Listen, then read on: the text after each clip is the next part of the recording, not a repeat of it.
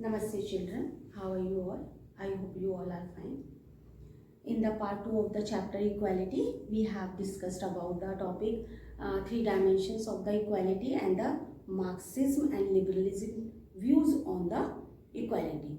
So in this part, third part of the chapter equality, we will discuss about the how can we promote equality and affirmative actions for promote the equality. So let's begin with the topic how can we promote equality in the society. Fine. For promoting equality, first important thing is ending of the formal system of inequalities and privileges prevailing in the society. And attainment of equality requires that all such restrictions or privileges should be brought to an end. That is what Indian Constitution does. As in Indian Constitution, this is clearly mentioned, all people are equal before law. So this type of provision is can promote the equality in the society. The Constitution and democratic governments have formally accepted the principle of equality without any discrimination. If we will compare the type of governments in world, so always we say democratic type of government is better than the other forms of government.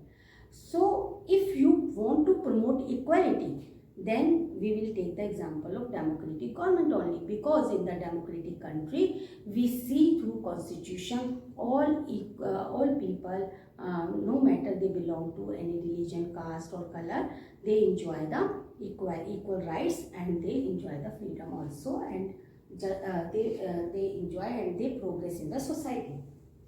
Now here is equality through differential treatment. This is important point.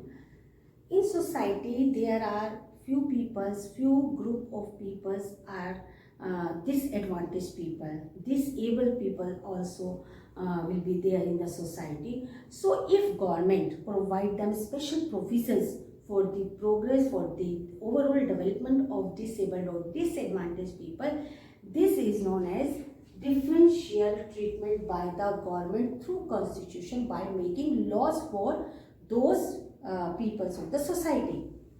Sometimes it is necessary to treat people differently in order to ensure that they can enjoy equal rights. For example, in India, in Indian Constitution, there is clearly mentioned special provision for the scheduled caste, scheduled tribe, other backward classes. Some countries have used policies of affirmative action to enhance equality of opportunity. In India, we have relied on the policy of reservation. So here now we will discuss what is affirmative action and how can affirmative actions promote the equality in the society. So this based on the affirmative action based on the idea that is the not sufficient to establish formal equality by law. This is first point.